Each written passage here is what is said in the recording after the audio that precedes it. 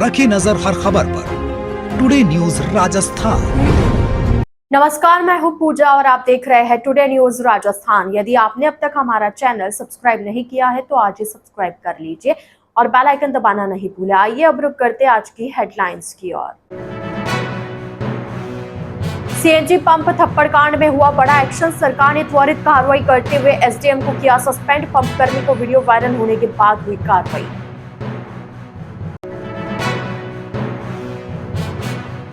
Police पर पथराव करने वाले 29 आरोपी हुए गिरफ्तार। 50 बाइक और 2 कारों को भी किया जब्त। हाईवे पर प्रदर्शन के दौरान किया था पथराव।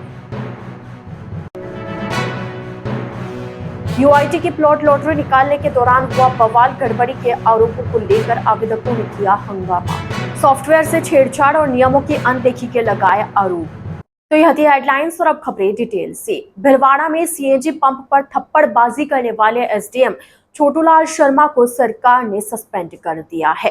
कार्मिक विभाग ने गुरुवार देर रात इस संबंध में आदेश जारी किया, जिसके तहत आरएस अधिकारी शर्मा का मुख्यालय सस्पेंशन अवधि के दौरान जयपुर सचिवालय में रहेगा। यह कार्रवाई उस घटना के बाद की गई जिसने पूरे प्रदेश में प्रशासनिक मर्यादा को लेकर सवाल खड़े कर दिए। दरअसल 21 अक्टूबर को रायला थाना क्षेत्र के अजमेर भिलवाड़ा हाईवे स्थित जसवंतपुरा पेट्रोल पंप पर एसडीएम छोटूलाल शर्मा अपनी कार से सीएनजी भरवाने पहुंचे। इस दौरान उनके पीछे एक और कार आई। पंप कर्मी ने एसडीएम की गाड़ी से पहले पीछे की कार में गैस भरना शुरू कर दिया, जिससे नाराज होकर एसडीएम ने पंप कर्मी को थप्पड़ मार दिया। जवाब में पंप कर्मी ने भी एसडीएम को चाटा जड़ दिया। इस पूरे घटनाक्रम का वीडियो पेट्रोल पंप के सीसीटीवी कैमरे में कैद हो गया, जो अगले ही दिन सोशल मीडिया पर वायरल हो गया। वीडियो सामने आने के बाद जनता और सोशल मीडिया पर प्रशासनिक अधिकारियों के व्यवहार को लेकर तीखी प्रतिक्रिया देखने को मिली। कुछ लोगों ने एसडीएम का समर्थन किया तो कईयों ने इसे सत्ता के दुरुपयोग का उदाहरण बताया। घटना के बाद एसडीएम ने खुद रायला थाने में रिपोर्ट दर्ज कराई, जिसमें उन्होंने कहा कि पंप कर्मी ने जानबूझकर उनके साथ बहस की और अपमानजनक व्यवहार किया। वहीं पुलिस ने भी तत्काल कार्रवाई करते हुए 3 पंप कर्मियों दीपक माली, प्रभुलाल कुमावत और राजा शर्मा को शांति भंग के आरोप में गिरफ्तार किया। हालांकि बाद में उन्हें रिहा कर दिया गया। सूत्रों के अनुसार मामले की जांच रिपोर्ट कार्मिक विभाग को सौंपी गई थी, जिसके आधार पर देर रात एसडीएम छोटूलाल शर्मा को निलंबित कर दिया गया।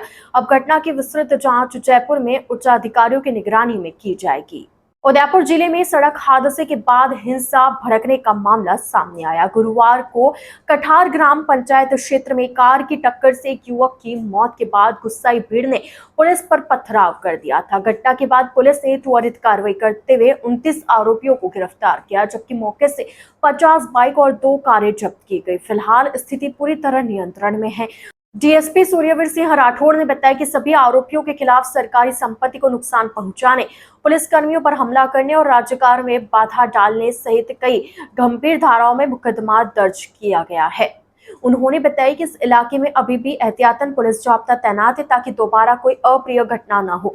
घटना गुरुवार दोपहर बरवाड़ा हाईवे पर हुई थी। अंबालाल गमेती मजदूर के लिए जा रहा था, तभी पीछे से आ रही तेज रफ्तार कार ने बाइक को जोरदार टक्कर मार दी। कार की टक्कर इतनी जबरदस्त थी कि अंबालाल को करीब 20 फीट तक घसीटते हुए ले गई। हादसे के बाद चालक मौके से फरार हो गया, लेकिन पुलिस ने उसे कुछ घंटे बाद डिटेन कर लिया। मृतक के परिजनों और ग्रामीणों ने शव को हाईवे पर रखकर जाम लगा दिया। पुलिस जब समझाइश के लिए मौके पर पहुंची तो भीड़ ने पत्थरबाजी शुरू कर दी। स्थिति बिगड़ने पर पुलिस ने जवाबी कार्रवाई में आंसू गैस के गोले छोड़कर भीड़ को तीतर-बितर किया। इस पथराव में सायरा थाने के एएसआई भंवर सिंह, गोगुंदा के कांस्टेबल राकेश मीणा और महिला कांस्टेबल भावना डांगे सहित 8 पुलिसकर्मी घायल हुए। सभी को प्राथमिक उपचार के बाद छुट्टी दे दी गई। घटना के बाद एसडीएम शुभम भैसारे और तहसीलदार सुरेश मेहता ने मृतक के परिवार से मुलाकात की। प्रशासन ने आर्थिक सहायता, पालनहार योजना और पेंशन के तहत मदद का आश्वासन दिया है। भिलवाड़ा में नगर विकास न्यास द्वारा 16 अक्टूबर को कराई गई 3081 प्लॉटों की लॉटरी पर शुक्रवार को जमकर बवाल मच गया। असफल आवेदकों ने लॉटरी प्रक्रिया में भ्रष्टाचार और गड़बड़ी के आरोप लगाते हुए विरोध प्रदर्शन किया। मुखर्जी पार्क से रैली निकालते हुए बड़ी संख्या में लोग कलेक्ट्रेट पहुंचे और कलेक्टर कार्यालय के बाहर नारेबाजी की। इसके बाद भिलवाड़ा बचाओ संघर्ष समिति की अगुवाई में प्रतिनिधिमंडल ने जिला कलेक्टर को ज्ञापन सौंपा और पूरी लॉटरी को निरस्त करने की मांग की। प्रदर्शनकारियों ने आरोप लगाया कि लॉटरी प्रक्रिया पारदर्शी नहीं रही। उन्होंने कहा कि सॉफ्टवेयर के साथ छेड़छाड़ कर मनमाने तरीके से प्लॉट का आवंटन किया गया। कई प्रभावशाली और भूमाफिया परिवारों को एक से अधिक प्लॉट मिले हैं, जबकि वास्तविक पात्र आवेदकों को बाहर कर दिया गया। ज्ञापन में कहा गया कि यूआईटी अधिकारियों और तकनीकी टीम ने नियमों को ताक पर रखकर अपने चहेतों को लाभ पहुंचाया।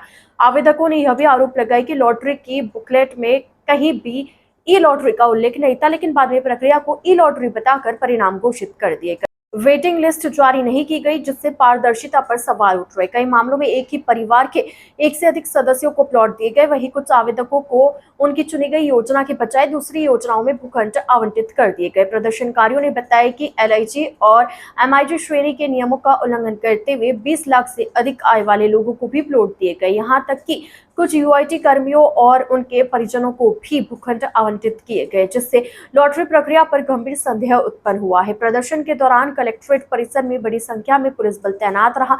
प्रदर्शन शांतिपूर्ण रहा, लेकिन लोगों ने चेतावनी दी कि यदि प्रशासन ने जल्द जांच नहीं की तो आंदोलन को और व्यापक बनाया जाएगा। जिलों की नगरी में लोक आस्था का महापर्व छठ पूजा की तैयारियां अंतिम चरण में है।